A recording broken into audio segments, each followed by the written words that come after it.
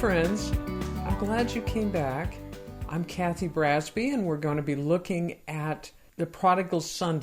I have so much to tell you about this story that I think we'll need sideboards for our lesson. So bear with me. We will dive in. First, I want to remind you that we are continuing these lessons in Luke 15.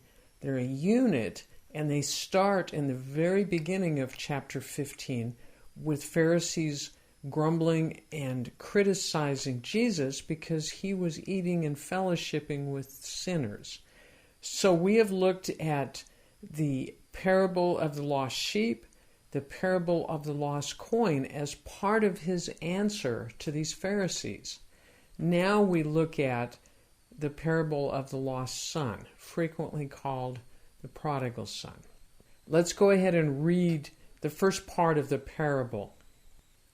So in verse 11, Jesus continued, "There was a man who had 2 sons. The younger one said to his father, 'Father, give me my share of the estate.' So he divided his property between them. Not long after that, the younger son got together all he had, set off for a distant country, and there squandered his wealth in wild living. After he had spent everything, there was a severe famine in that whole country, and he began to be in need. So he went and hired himself out to a citizen of that country, who sent him to his fields to feed pigs. He longed to fill his stomach with the pods that the pigs were eating, but no one gave him anything. When he came to his senses, he said, 'How many of my father's hired servants have food to spare, and here I am starving to death? I will set out and go back to my father and say to him, Father, I have sinned against heaven and against you. I am no longer worthy to be called your son. Make me like one of your hired servants.' So he got up and went to his father. But while he was still a long way off, his father saw him and was filled with compassion for him. He ran to his son, threw his arms around him, and kissed him. Then the son said, 'Father, I have sinned against heaven and against you. I am no longer worthy to be called your son.' But the father said to his servants, 'Quick, bring the best robe and put it on him. Put a ring on his finger and sandals on his feet. Bring the fatted calf and kill it. Let's have a feast and celebrate. For this son of mine was dead and is alive again. He was lost and is found.' So they began to celebrate." I think you can see some parallels between the 3 parables that we've been studying: the lost sheep, the lost coin, the lost son. In each case, we have something lost, and then found, and then there's a celebration. That pattern is clear throughout the 3 of them. But this parable is much longer because this one has to do with a person, not a coin, not a sheep. The stakes are much higher here, and Jesus is bringing his point together here. This story is not an allegory. The Father doesn't represent God, but some of the traits of this Father in our story relate to who God is. The Father's love is an image of God. The Prodigal Son is a story about relationships. We're going to see it tells us something about the relationship between God and sinners, and also eventually we will see the relationship between God and the self-righteous. So there's some things that I want to tell you culturally that really help us understand this story. In that time, the people knew it was better for a son to be polite to his father than to obey him. It gives us an interesting background for our story. The opening stanza sets the stage for everything that's going to follow.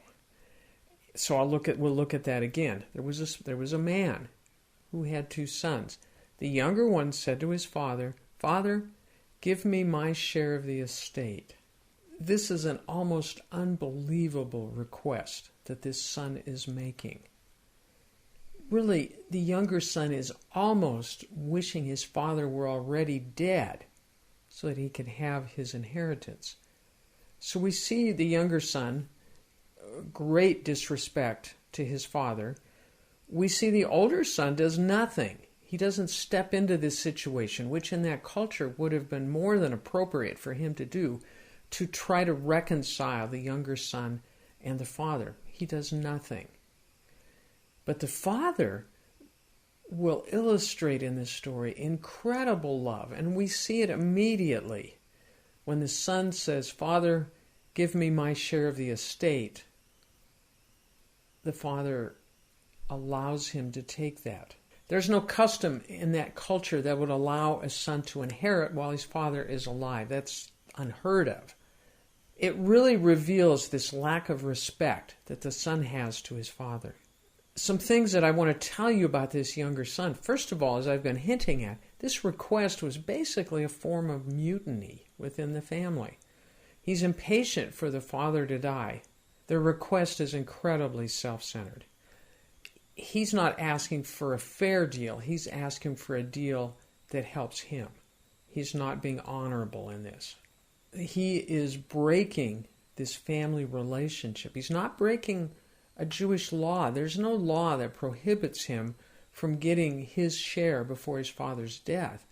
But it was a custom of the time that you never would dream of asking for that. So this younger son is really showing disrespect to his father and really to his family. So this son is showing disrespect to his father and to his family in this request. He obviously doesn't care how much his family will suffer. For his family to liquidate a third of their assets would be a major drain on the family. We also notice the son's ungratefulness. The father has responded to his request with love, and yet he doesn't respond in any way except to just take what he wants. Another part of that is there's no trust by this son in his father to be the head of the clan. He doesn't trust that his father can direct his life or the family's life. Related to that is he refuses to be in partnership with his father. He separates from his father. He wants his share. He goes his own way. Related to all that we've talked about is this younger son's lack of responsibility. He would be expected to stay with the family and continue the family business, and instead he shirks his responsibility. He walks away from his leadership role. He just wants the money. So the younger son cuts himself off from his real inheritance, which is relationship with his father. Now, in those days, a man's security was in his village and his family. He would be identified as being part of this family and, by extension, part of the village surrounding them. When he chooses to take off and go to a different country, he is a man now with no roots. He would be considered somewhat of a vagabond, somewhat untrustworthy, because he has no family that he's connected with anymore. He gave up the security and the permanence of being part of a family for money. And he did it deliberately. He chose to wound his father. He knew this would be very hurtful, and he chose to do it. The sheep had no consideration of that. The coin certainly couldn't. But this young man could wound his father, and he chose to. Let's turn our attention now for a bit to the father. In the Middle Eastern culture at that time, the father, given this kind of a request, it would be assumed that he would just explode in anger, that he would discipline this boy, perhaps pretty harshly, for daring to ask anything like this. This was a very cruel request by the son, and it would be expected that the father would discipline him for it. But what's interesting is the father chooses instead to grant this younger son's request. This had to come out of love, not zeroing in on the son's misbehavior, his sins, but zeroing in on the father's love for this son. So let's continue with our story. The son likely had to sell land to get the money to go away, and the village would not look well on what this son had done. And it is not likely that they're going to pay top dollar for this land. He probably had to accept a very low offer before he was able to put his plan into action. So he probably left with the scorn of the village and much less money in his pocket than he had hoped for. So as I said before, he takes a huge risk going from his father's land and holdings, from his village, from his family. He takes a huge risk because he goes into a Gentile land. This is a Jewish young man in a Gentile land. We know that because of the pigs in the story. However, as I said earlier, he would not be looked on well as a Jewish young man until he had money to spend. And so did he hold parties? Did he buy many things to get new friends? Did he use his money for all kinds of experiences? We're not told how he spends his money. We are only told that he squanders it and that he used it in wild living. We can imagine what that might mean, but we know pretty soon it was gone. And so were his friends. His friends stuck around as long as he had money for wild living, but they left once the money was gone. They were not there for relationship. They were there for a party. Now we get the image of a famine. This was a very strong image in Jesus' time. Many people had seen famines. A lone Jew in a Gentile country would be very vulnerable. He had no money, he had no friends, and he was probably in more want than even those around him. And it wasn't likely that they would take pity on him and someone would take him in and give him a piece of bread or some cheese. He was foreign to them, untrustworthy, and they really wanted nothing to do with him. So now we see this young man in need, and no one's going to help him. He doesn't immediately go home. He, I'm sure, feels that he has cut those ties and there is no hope for him. He has committed unpardonable sins in the eyes of his father. There's no hope for him. In addition, the very same things that may have caused this separation in the first place for this younger son may still be in place. Perhaps he was at odds with his brother as much as his father. If he went back, he would have to accept the older brother's food and leadership as well as his father's. It seems for whatever reason he didn't want to go home. In addition to that, the village would meet him with scorn if he came back. They perhaps would take on the discipline that the father had not chosen to give to him. So he has to be pretty nervous about what the older brother would say, what the village would say, and perhaps also what his father would say if he were to return. So he chooses not to. So he chooses to stay in a Gentile land with no money, no friends, because he doesn't want to return home to his family relationship. There is a Jewish ceremony called a kazizma that the villagers could offer to this younger son, and that may have kept him away as well. In that ceremony, the community would break a large pot in front of him. It symbolized the broken relationship that now existed between the community and this young man. The family could have also done this ceremony before him, but the village is likely to feel like the father didn't do his bit, so they'll have to. Part of what it involves, besides breaking the pot, is to shout to this person, "You are now cut off from us." The village, the family, the father, this older son. It's a big deal. A village society can be ruthless to someone who leaves in the manner that this young man did. He sinned, and they're not letting him back.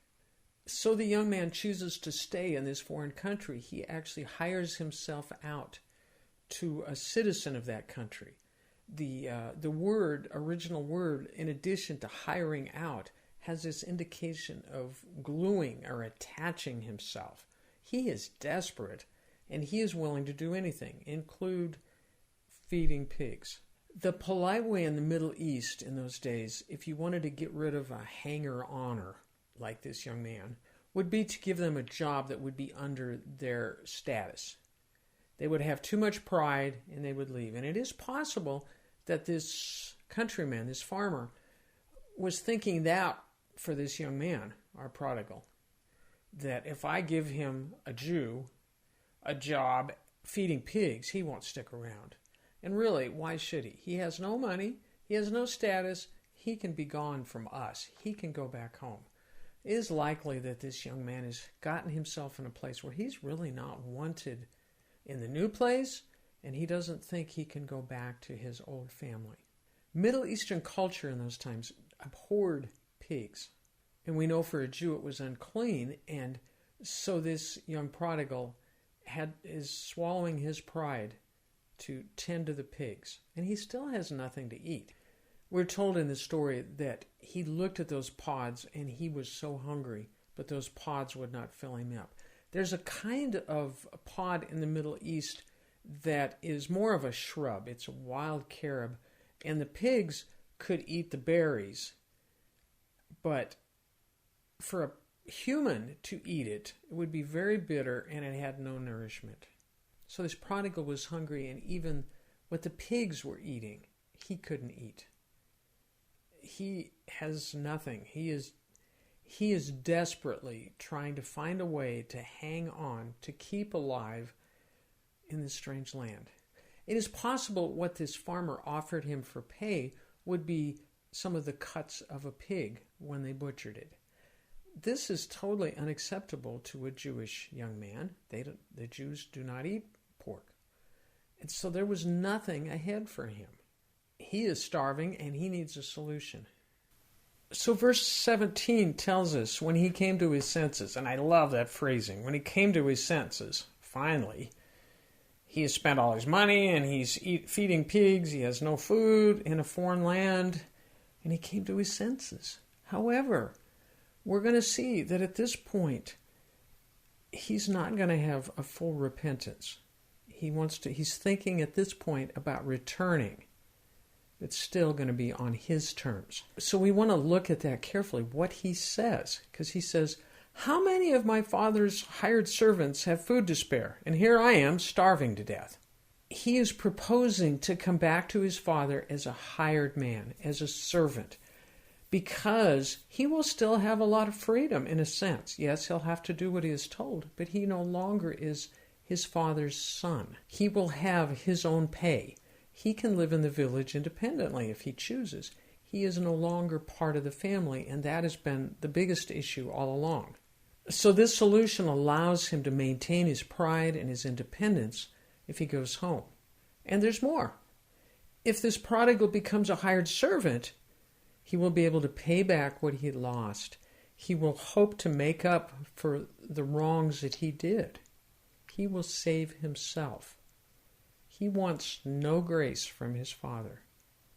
This is a powerful piece of this story, because this young man represents the lost sinners that Jesus has been talking about.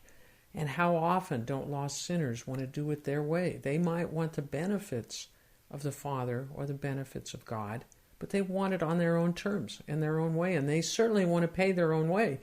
They don't want God to show grace to them. They want to earn it. This is a powerful statement that's being said here as Jesus tells this story about this young man who has kind of repented, who has realized he doesn't like where he is, but he's not willing yet to come into relationship with his own father. He still wants to do it his own way. If you'll notice, as the young man's plan continues to unroll in his mind, he says in verse 18, I will go back to my father and say to him, notice, Father, I have sinned against heaven and against you. I'm no longer worthy to be called your son. Make me like one of your hired servants. He continues to want to be in control of this situation. He has a plan that he wants the Father to carry out for him. He may be implying, disregard the past. I'm sorry for what I've done, but I am not useless to you. I'm still good raw material. Fashion out of me a workman. He still wants to be his own man, go his own way. Don't we see that so often with sinners today? And we are all sinners. And we want to do it our way. I'm still worth a lot, God. You can use me. Just fashion me in the way that I have planned. Do we seek out relationship instead? So we can see that the prodigal may have this plan. He's going to work for his father. He's going to live in the village. He will have to figure out the village piece somehow, because the village will have to be faced. He will have to pay a bitter price to come home. But he doesn't see a choice. He is starving. He must go home. He has to face his father, and he has to face the village. So we can see at this point that the son thinks the issue is lost money. He has squandered his inheritance. He squandered a third of the father's assets. But what he has really squandered is his father's love. His father has a broken heart, and we see a broken relationship here. For this son to become a servant doesn't solve the relationship problem. The only way he can solve that problem is by becoming a son. And this prodigal doesn't yet realize that's the issue, not the money. Let's talk for just a moment about the village problem, because it is huge and it helps us understand the next part of our story. In the village, this young man's reputation is trash. He offended the entire community by taking and selling his father's inheritance while the father still lived. They are offended. As I've said before, this entry into the village will be humiliating, and it will be ruthless. Even children may well mock him. They will vent on him for having insulted his father, selling the land. Now he's lost the inheritance. The wrath of the village will be amazing, and he's going to have to face it.